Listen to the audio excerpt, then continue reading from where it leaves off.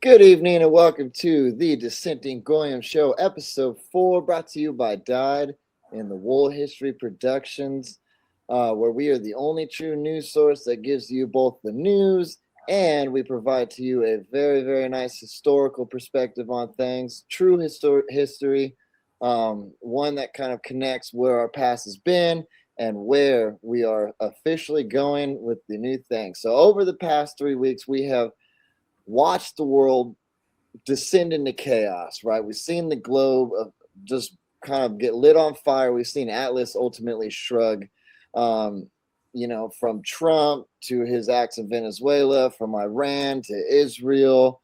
And we even have kind of domestic things like the Somalis fraud and other things like that. But that's, domestically, we're more looking at the international aspect, right? So over this past 3 weeks, I have tried to figure out where we went wrong, and we always like to blame one party or the other, so the left or the right, the middle, are the libertarians doing something to cause the vote for the right to go wrong, or the the socialist party, whatever, they are doing something wrong to get the vote not to go for the left. Well, I finally figured it out. This week I have been teaching in my class westward expansion. We've been talking about manifest destiny, the actual Monroe doctrine, not the Donroe, but we did talk about the Donroe because we had to show the comparison and how it's been taken out of context. That's corroborating between John Quincy Adams, who wrote it, and what James Monroe meant when he said it, and of course the sources around him. But the one simple question that was asked to these students is, given the opportunity back then, would you have committed yourself to westward expansion? And the premise of the question was because westward expansion was committed by the settlers. The settlers did it. They were the individuals. They understood it. They tie their shoes. They could accomplish anything. They don't need the government. They don't need really a president to rule over them. They just kind of picked up, went to the wilderness, conquered it, and civilized it just like that.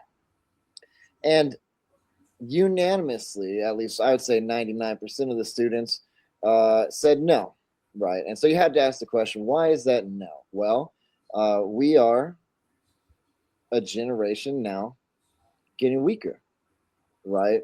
We look at a republic and it's a bottom-up. It's a bottom-up government, but when things go wrong at the top, we have to understand that the bottom does play a role in it, right? So people get weak, they get complacent, they're okay with comfort. The greatest generation raised the gayest generation raised the weakest generation, and now we're stuck with people growing up that just don't want to do anything, so they rely on the government and other people to give them things, to coddle them, to keep them safe, and hopefully their world won't burn up. Well, when we're looking at World War III and the world on fire and Atlas is dropping the globe to the ground, well, our role is this. We stopped caring about the republic along that process. We got weaker and we stopped caring. So here we are, Trump doing his Venezuela adventurism, letting Bibi come in and run the show. And now we're set up for a full-blown attack on Iran, right? And it comes back to our part in it. Our part in it. Education. We're getting weaker. We got to understand our mindset. We got to go back to the individual. We got to go back to the strength, and we got to understand that we have to tie our shoes and now fix this problem that has been an almost 75 years, 80-year problem. So today we have back in the studio James the Elder. I'll bring him up right here. And nope, there we go. And so welcome back. Thank you. So anyway, right, and I go on to say that because we have to understand, right, that we do play a role in this, yeah? Most definitely. Most definitely, right? It's what is our role as far as the republic goes in education? Well, the people need to be smart enough to constrain the government. The people are the constraint, but the people are effectively bought off with free stuff or influenced so easily by the media, the constraint's not there. And unfortunately, that's where we're at. And maybe we've never been too far from that, but we're really there now. Right. People want to quote the founding generation. They want to look at the Constitution and they want to say, hey, we have this wonderful, utopian republic, I would say, mythological. We understand, those stupid terms to use. And people are probably thinking now, what does education have to do with it? Well, it all goes back to one thing that drives the whole oil thing in Venezuela, right? A lot of people don't understand that there's a few people in government that have been in government for a while that are connected to the failure of the education system, right? So we look at the one thing that kind of intertwines both those, and you have, well, the 1974 petrodollar that Henry Kissinger, right, helped negotiate. Okay. Now, Kissinger is interesting because he and Nelson Rockefeller helped pick all these wonderful, wonderful, wonderful scholars for the Rockefeller Institute Foundation and to pass out these scholarships, people like Harry V. Jaffa, who's School of the Straussians, to pay for this fake narrative that has brought us to this point. So we have to understand that what's going on now is very much tied to the failure of just about everything, right? So when it comes to Venezuela, where do we tie in the petrodollar? Well, it appears as if Maduro was trying to exit the petrodollar. However, let's not overstate the significance of the Venezuelan oil. It's thick oil. It only accounts for about 0.7% of the world oil supply. It takes a lot of processing. When Trump met with the oil company executives here this last week, ExxonMobil said that it has so many problems with it, they don't want anything to do with it. So how complete an answer is oil? It's maybe part of it. I got to think that maybe Trump thought it was a bigger deal than it actually is. It's not even that a big percentage of OPEC. Right. What did you said the number was kind of insignificant in the long run. It's insignificant in the short run, and it takes a lot of infrastructure to even move the thick oil. Right, we had to completely redo our refineries. The refinery. And as we're shutting things down, we can't possibly kickstart them that quickly anyway. You can do the 48-hour turnover of a refinery, but not when you're redoing everything. But anyway, so we look at the capital expansion, okay, and what they want, and we look at that idea. Did he think that was going to solve our problems, right? Or did he just go a different way than most people are thinking? Well, so there were basically four reasons given for Venezuela. Two of them were directed specifically at an alt-right audience and floated through Alex Jones. So the two main ones were to stop the importation of fentanyl and illegal drugs, although they're not a big player in that either. Mexico is. Then there was, they stole our oil and we're going to steal it back. Well, that's not that big a deal either. And then when you have something like ExxonMobil say they don't see it as being economically viable and don't want any part of it, I think that speaks volumes. Then you have the other two reasons that were out on the Alex Jones show to stop voter fraud that's run out of Venezuela, which relates to that scorecard hammer theory. And I was involved with some of the voter fraud analysis, and is any truth to that or not?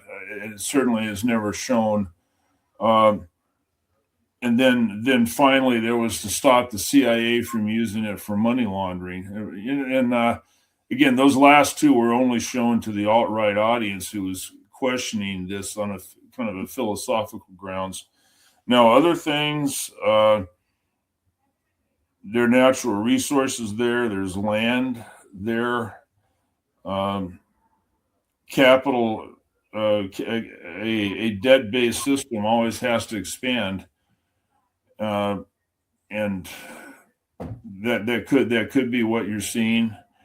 We're also told that they train Hezbollah people in Venezuela to go fight the Israelis.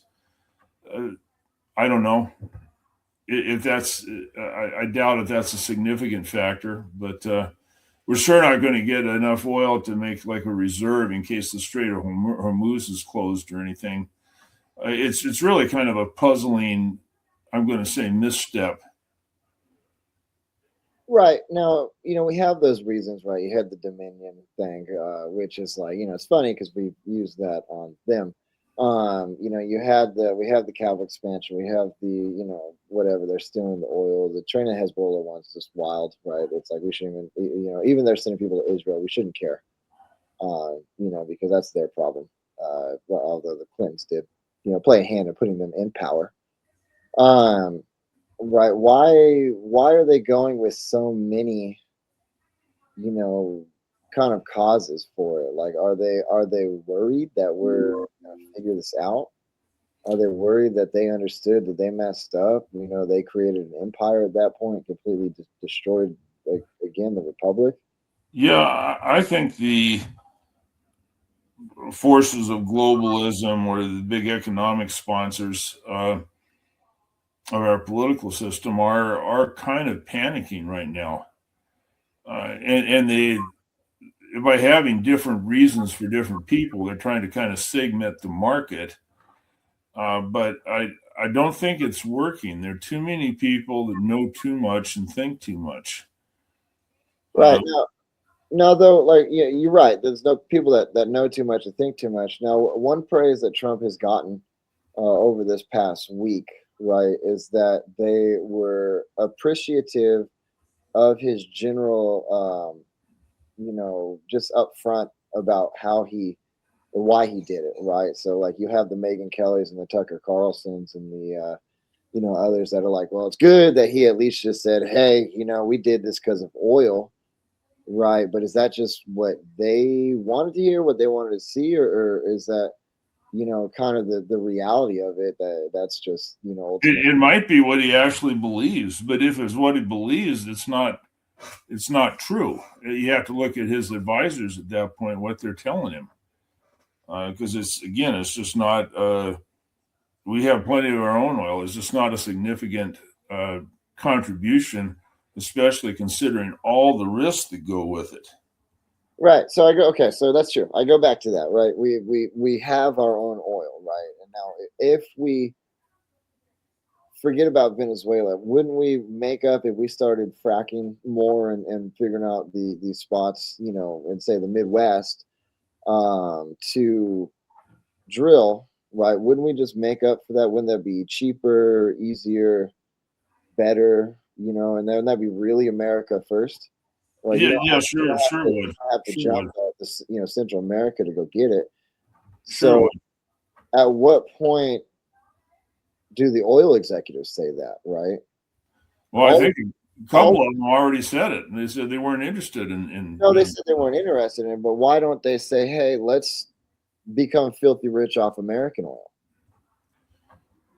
I don't know. Maybe they are. I don't. The thing you never know about a world leader, he has lots of people around him.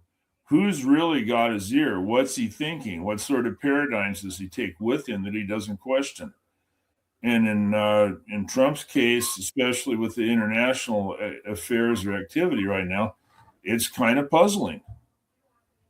Well, yeah, it is puzzling, right? But it's puzzling that he doesn't know. It really is. It's it puzzling really is. that he doesn't know, or he has to. I've gone back and forth on this, right? I've seen this idea. Now I look at the American first foreign policy. It's kind of odd to say foreign policy and American first in the same sentence, right? But it's like at times he sees it, and then at times he doesn't. So he, like, we'll take the example, right? He did this, completely changed America, right? He is the Lincoln of our time. And then he's like, oh crap, I messed up. So now I need to go here and then block the guys who I just went and got oil from buying up, real estate at their prices.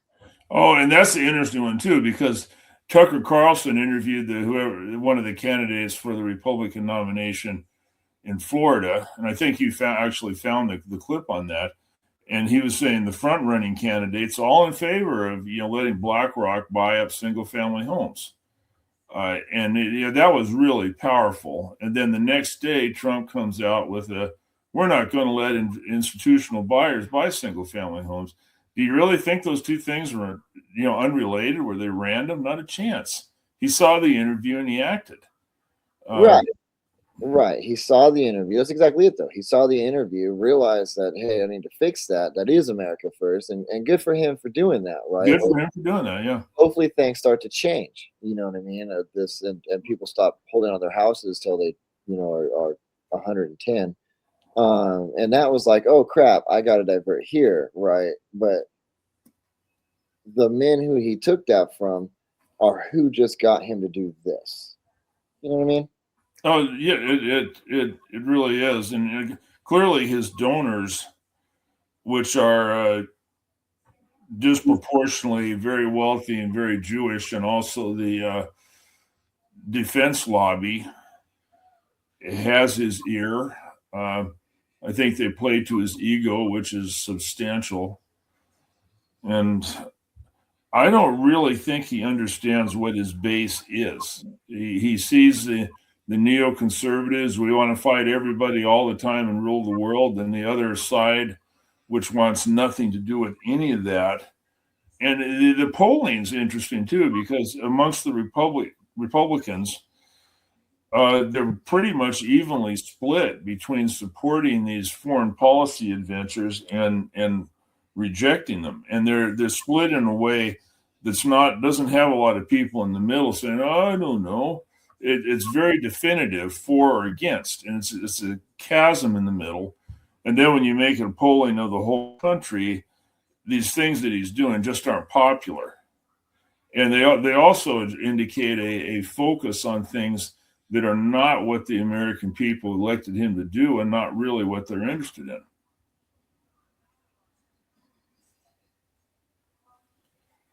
Right, but that's again right. It's the without looking at the one factor which we're going to bring up here in a second is that he's catering to people that have like half of their body in the grave.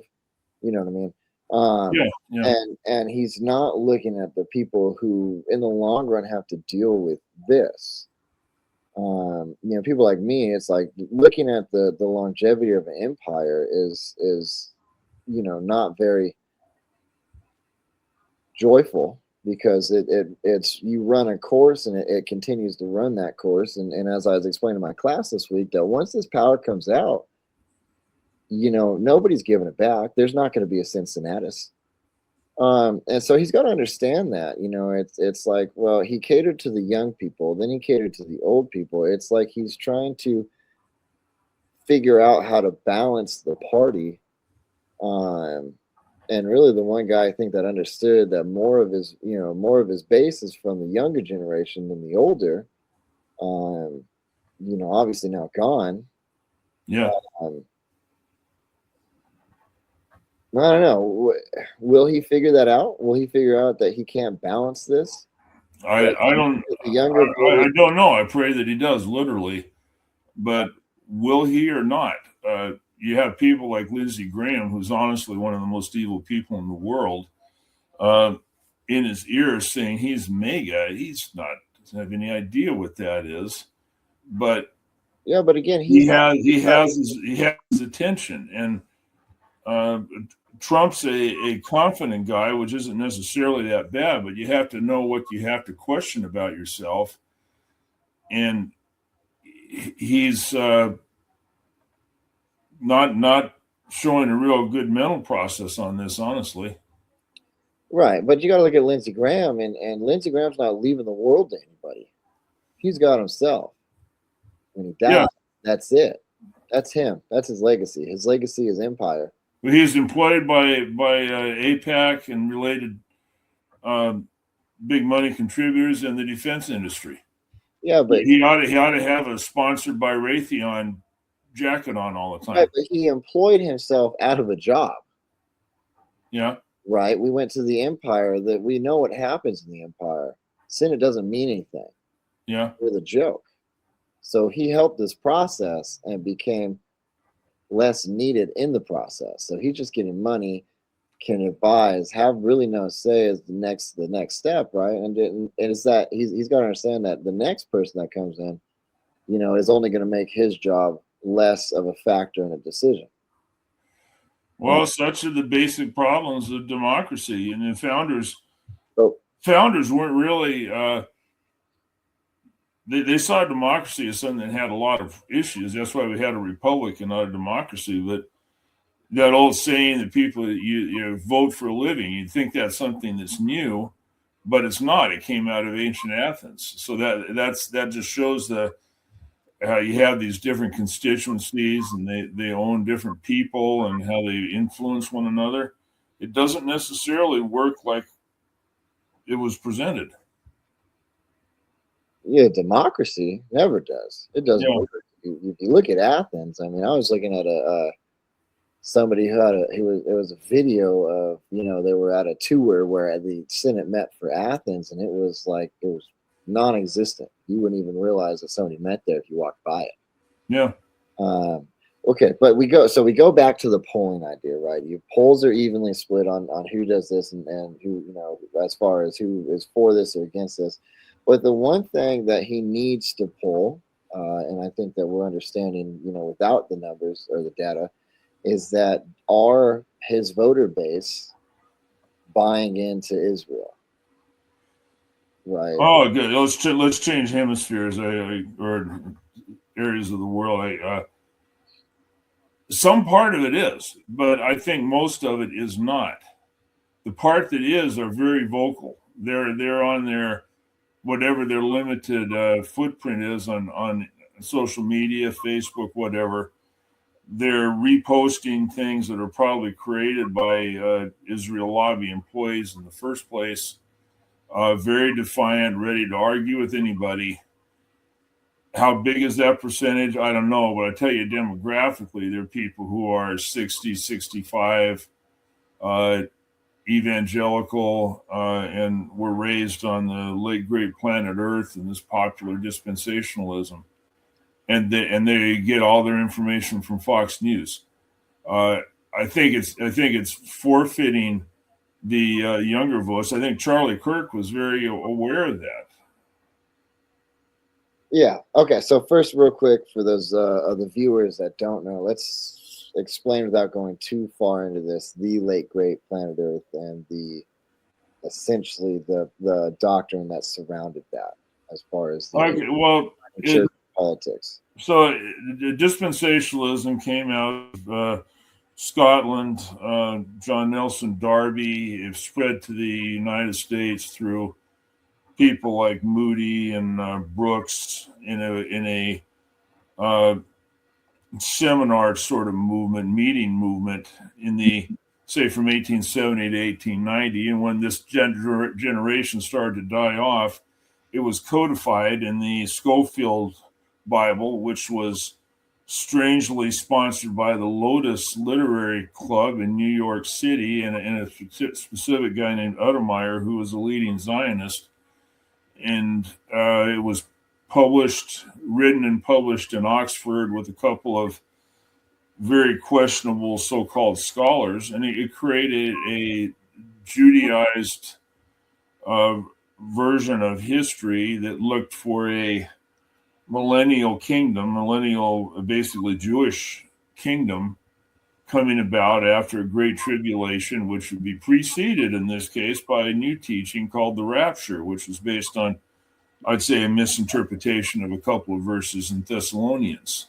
Yeah, and that's the third one that's appeared, right? You had America, which was the revolution was supposed to bring the same age that showed up. And then if you look at the dispensationalism, right, is that it appeared at the same time that Elazar ben Yehuda was working on his let's all move to Israel, rewrite the Hebrew language in a westernized fashion, and ditch everything, right? So you see these movements moving together. How does dispensationalism affect what church Protestants per se?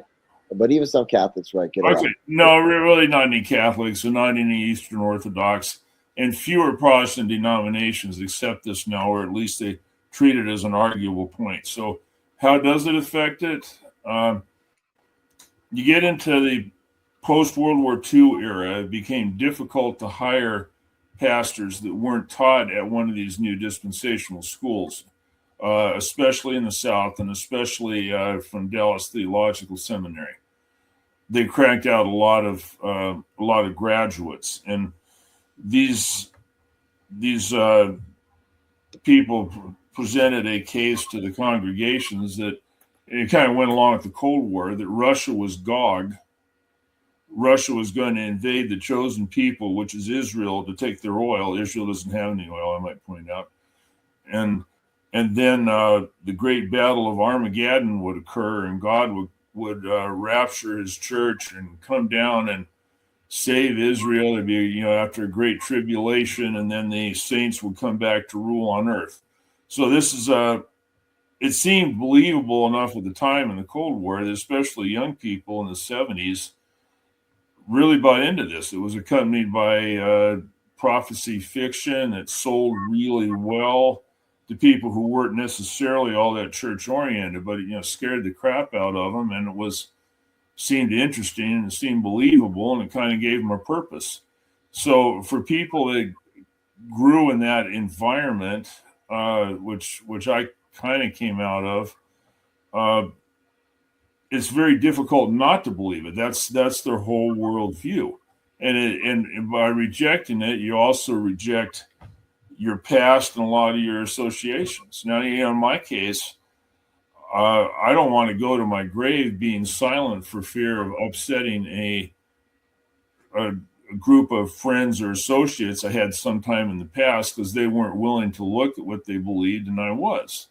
But this is a very, very personal thing for them, and that's why you go on Facebook and see some of the exchanges on this topic that are really heated. Yeah, they get super into it because it's that idea. It's that kind of comfort for them.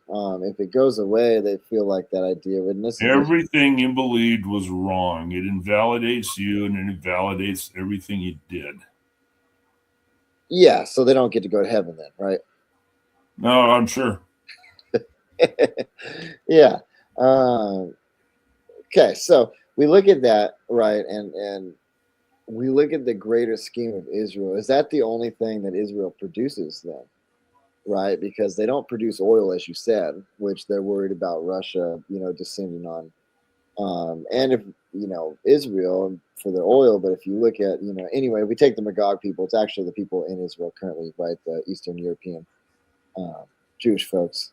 Let me say one thing on the Russia is Gog deal. That actually came about from a Scottish preacher in the 1850s, right in the middle of the Crimean War. And the logic behind it was very convoluted, and it never changed. But how did we go from the 80s or whatever, 1800s, then moved on to the new one is, the conservative biblical scholars say this, right? And how Yeah, do they're not really conservative. They reflect. So in England, there was a split. It started around 1660 with the Stuart Restoration. They had millennial fever for 100 years, and the enthusiasts, as they were called, which were the Puritans, the Quakers, the Diggers, these radical millennialist groups, were kind of kicked to the curb. And that's when the Puritan center of gravity went from there to New England. So America grew up with all these enthusiast groups that really drove Protestantism, while England went about a pseudo atheistic path, which was based around Freemasonry. So right? that's kind of how we got there. The beliefs that we have at their core aren't new. They just kind of develop slightly different narratives with them. Right. So we go back to that idea, right? Is that they produce very little. So why then are we so afraid to cross them? Because they control two things. They control vast resources, and they were originally established kind of as an English outpost. So England developed after 1660, and their relationship with the Jews ebbed and flowed, but they had a large Jewish population, and they had this narrative of returning to Palestine, which got more and more popular, especially after World War One. And that became the Jewish state. There were Jews living there, by the way, beforehand, but they were largely displaced by the Ashkenazi influx that came. Right, and Eliezer Ben-Yehuda was very open about not liking them. Yeah, he didn't like them. Yeah, he didn't like them at all. And the again, kind of crazy thing, the original Zionists were all Marxists. Now, I say all, pretty literally, they were. And I knew one of the families when I was in college. But they used the biblical narrative to try to create a common heritage. So Jews in Israel and elsewhere really grew up thinking that everybody was trying to kill them. Just like Americans generally grew up thinking that the whole world was trying to invade us. Nobody's trying to invade us. Right. That was kind of this myth. Now Israel. So now that we segued onto the topic very nicely, right? We look at the idea of what are they getting out of this, right? So we look at the news today. Israel's very much into this conflict, right? We have Bibi met with Trump, then we went to Venezuela. Venezuela happened very shortly after we had the Iran incident, right? Yep. And then we look now, Iran now then goes into protest just right before Venezuela.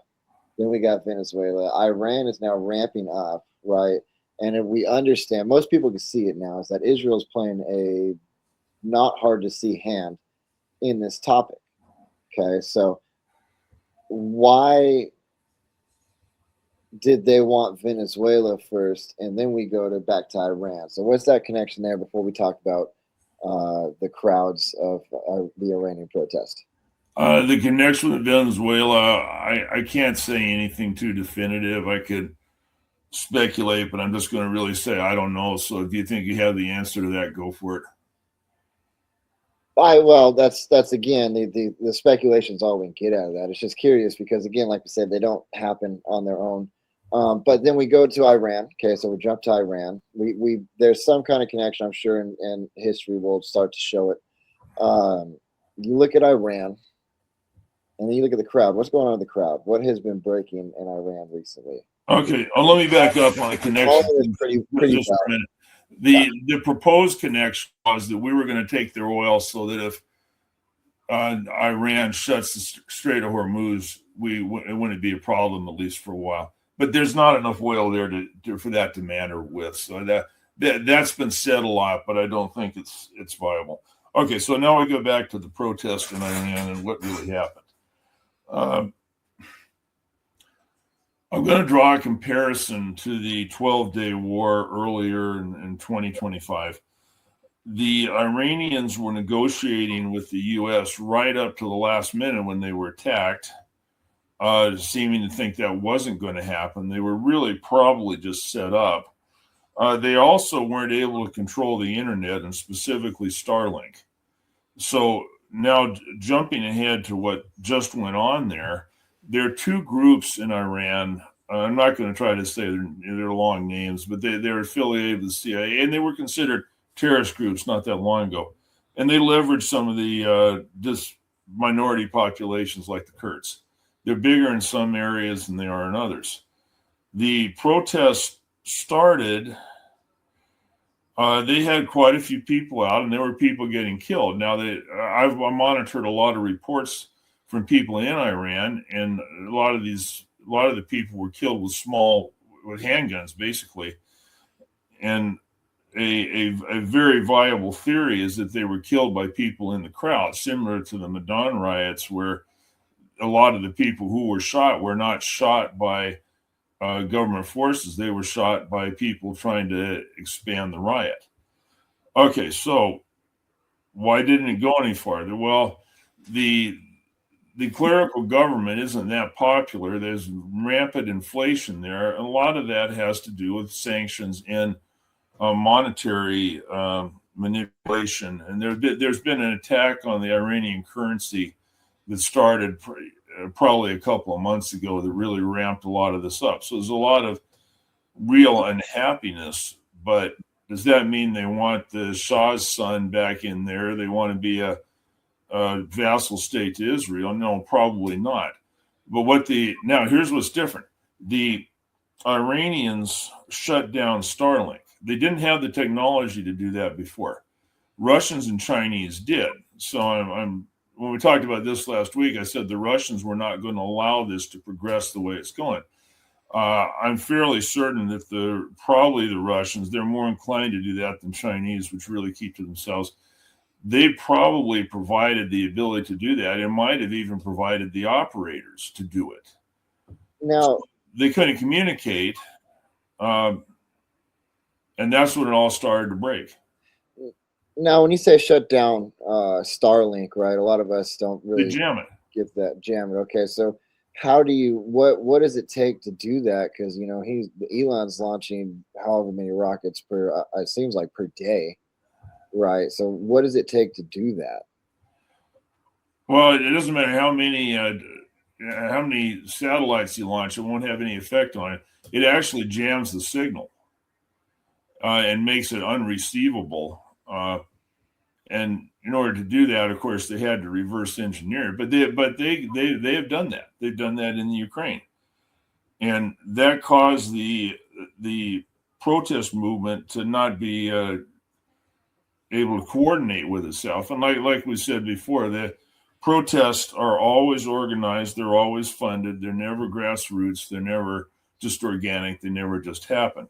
So that got shut down, and they also seem to have been able to find the people that were organizing it. So were they on the verge of regime change? No, absolutely not. So that did not go too well. Now, the remaining question is, in the event of war, and everybody thought the war was coming a day ago, and now we seem to have paused, and we seem to pause because the Russians have kind of stepped in as a sort of intermediary between Israel and Iran. So Iran has tended not to accept outside help. They tended to stand on their own, not necessarily in their best interest. They have friends. They're part of BRICS. So the question is, to what extent have they accepted help from their friends? The Russians tried to provide them with upgraded long-range air defense systems before the 12-day war. They didn't take those in any significant number, if they took them at all, and they appear to have been not operable. What's happened since then? I don't know. If they were acting strategically, they should have taken as many of these systems in the command and control infrastructure for them as they could, which would include a lot of Russian operators. I don't know if they did that or not. I imagine we'll get to see. Okay, so do you think that was the leader himself, or do you think the people that shut that down were essentially as you called them, the patsies surrounding? Because we know there's always moles in these governments. As we look at ours hardly is American anymore. It's all Israel or Israeli. Sorry. So do you think that what the trouble with is not accepting friendship, right? Because we know, again, China and Russia obviously had to have provided some kind of technology to jam Starlink, right? Do you think as far as the taking the weapons goes, was something in the way of that as far as the mole, the patsy, no, I think they were given the impression they were going to get some kind of deal from the U.S. if they didn't, and they believed us. Okay, so yeah, who would believe us, right? When you look at that again, at what point do we stop believing the U.S.? We've lied about everything. Well, if you're in a foreign country, you should have stopped believing a long time ago. But I mean, it's the evidence that this is a dangerous association is just overwhelming right now. And that's the thing we're not calculating is what is the long-term effect of the U.S. actions on our international credibility. Right, especially going into the empire mode, which is like the day is just how long is this going to last, right? How long is America going to sit here and struggle? Now, I do have another route that we could take with that. Rather than it being Iran not doing anything, do you think that possibly, Putin being the guy to say, hold on, let's slow down a little bit, let's not make any rapid movement and descend into a global chaos? Do you think it could have been Russia saying, let's just hold off real quick and see what happens as a strategy, right? And maybe I think I want to see what happens. Russia will do what they can to not let a Western regime change operation take place there. And I believe that certainly they're the ones, in all probability, that threw a stick in the spokes of these protests. They're probably providing a great deal of intelligence to Iran if the Iranians are smart enough to take it. And as far as the air defense systems, if they really just got those in place a few months ago, they're going to have Russian operators, but they're not just standalone. They require a whole infrastructure that exists in layers above that, and the Russians can provide that. I don't think Iran can provide it for themselves now. Iran's very capable at some things, drones and missiles, but not that. So it just really depends on what they've put in place, and maybe the U.S. military has some knowledge of that, but it's in terms of the commentators and the speculators, it's kind of an unknown. Okay, so last question, right? It's unknown as far as that goes, but if war breaks out, will this be surrounding an Israel situation, or will this expand across the pond? Where do you? It'll stay there, but it's going to be. This could go a lot of different ways. So Iran really won the war with Israel. That's the reason the U.S. had to step in. They were on the ropes and going down. They didn't use much of their missile supply. Most of what they used was old. They've had time to replenish it.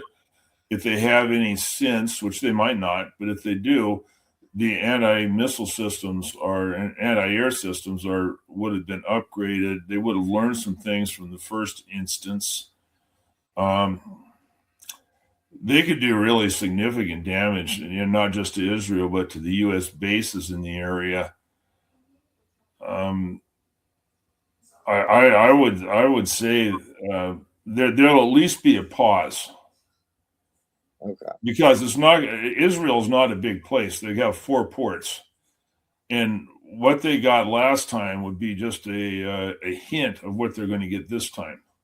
Right. It's kind of I guess this is Putin's international court in a way, trying to provide the world with evidence of what they are doing, to say, hey, these aren't the guys that we need to align ourselves with.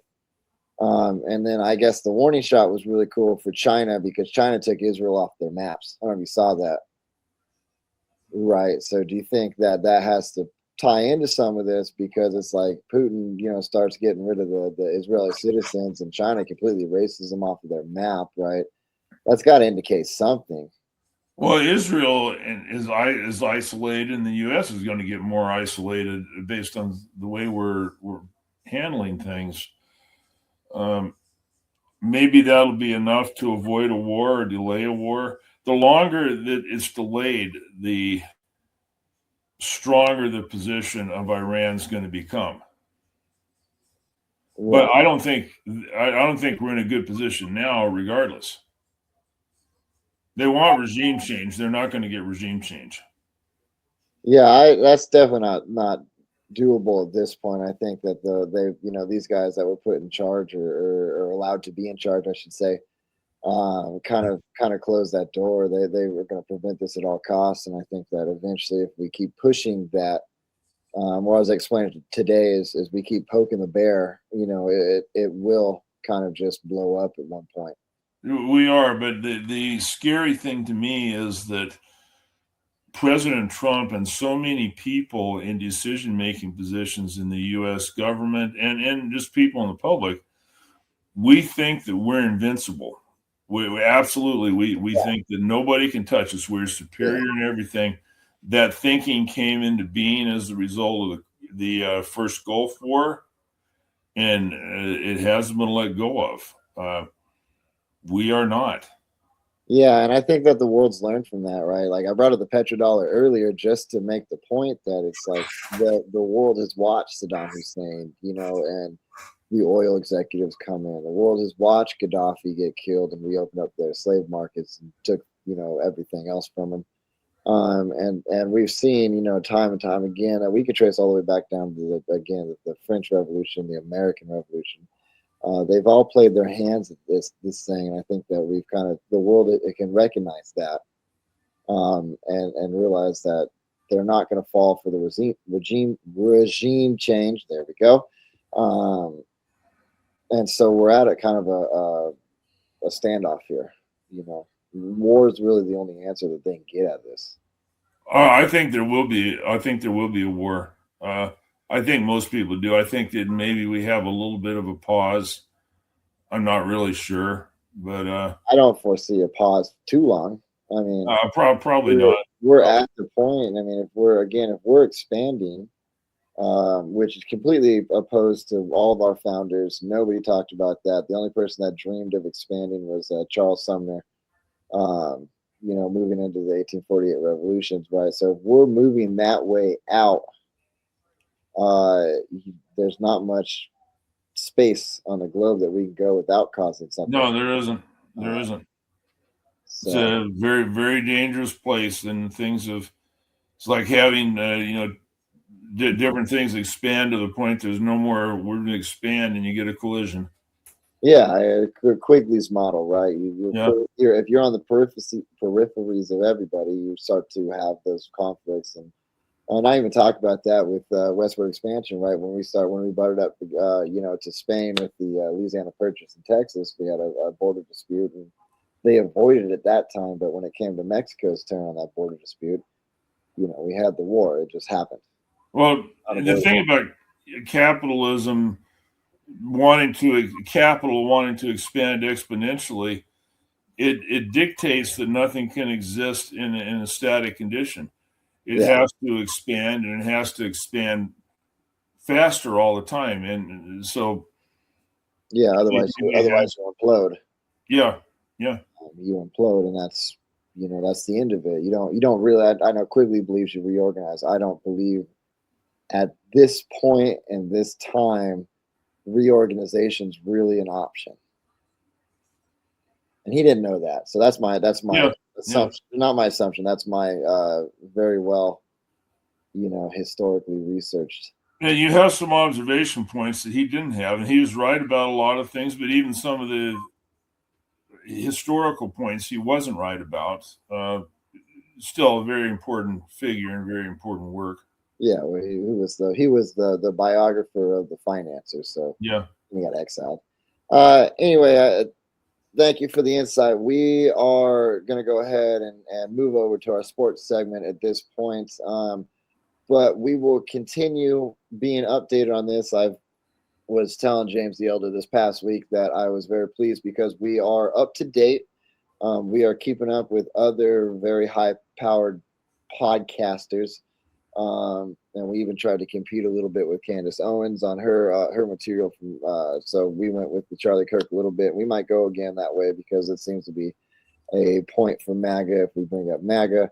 But again, we will continue to update you guys on this. Please like, share, comment, any questions. If you have contributions and want to add to this, if you want to challenge us so we can bring that up next podcast, questions, we'll put them up here. Let's go ahead and answer. Please be proactive with this one. We appreciate your time, and thank you for tuning in to the Dissenting Goyim Show. We are on Rumble, Substack, YouTube, and we'll probably expand to a couple more platforms here to make sure that we are reaching every bit of audience that we can. Because, guys, we are in for a ride, a world of chaos, and hopefully that this voice can mean something, and we can figure out how to detour the chaos, because, again, we don't want the war that's about to come. So thank you.